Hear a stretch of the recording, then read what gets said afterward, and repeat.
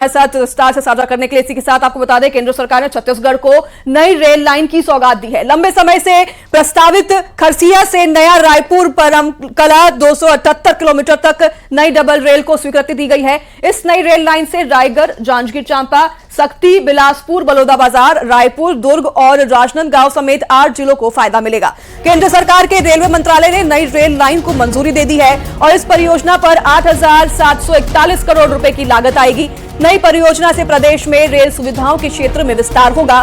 साथ ही सारंगगढ़, सराईपाली, बसना, बलौदाबाजार क्षेत्र के लोगों को रेल सुविधाएं मिलेंगी। इस परियोजना के माध्यम से बलौदाबाजार जिले के साथ ही अन्य क्षेत्रों को सीधी रेल कनेक्टिविटी मिलेगी।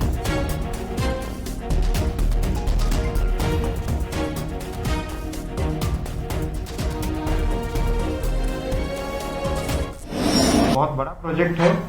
5th and 6th line 8,741 crore, 8741 crore, 8741 crore. ये बहुत मतलब मेरे ख्याल से आज की तारीख में भारत के सबसे बड़े प्रोजेक्ट्स में से एक आएगा। ये टॉप 10 प्रोजेक्ट्स में से एक आएगा। इतना बड़ा प्रोजेक्ट है। एक साथ 8,741 करोड़ का प्रोजेक्ट है। जिन जिलों को बेनिफिट होगा वो है रायगढ़, जांजगीर चांपा, शक्ति, बिलासपुर, बलौदाबाजार, रायपुर, दुर्ग और राजनांदगांव। इस प्रोजेक्ट में 21 स्टेशन हैं, 48 ब्रिज है, 48 ब्रिज। रेलवे के सेक्टर में बहुत बड़ा सौगात मिला है। एक खरसिया नया रायपुर परमल कसा रेल परियोजना जो 278 किलोमीटर इसकी लंबाई है और 615 किलोमीटर ट्रैक है, जिसकी लागत 8,741 करोड़ रुपए है। कैबिनेट में माननीय प्रधानमंत्री जी ने इसकी स्वीकृति दी है।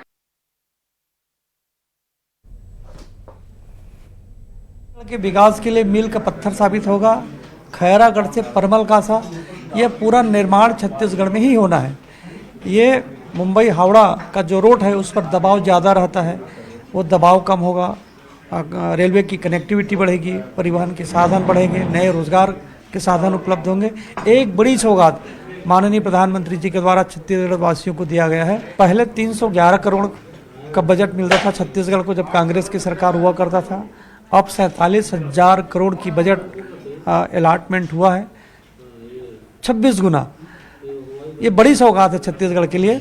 छत्तीसगढ़ के लिए जो चुनौतियां हैं, तो चुनौती जो थे नक्सली, वो समाप्त होने वाले हैं। छत्तीसगढ़, बस्तर सब विकास की मुख्य धारा में जुड़ेंगे और बड़ी बड़ी सौगातें मिलने वाली है। और मैं एक बात और आपके माध्यम से कहना चाहूँगा, माननीय मंत्री जी कटघोरा से डोंगरगढ़ जो एक नई रेल परियोजना है उसकी भी स्वीकृति के लिए आश्वस्त की हैं। आने वाले समय भी इसकी भी स्वीकृतियाँ मिलेगी।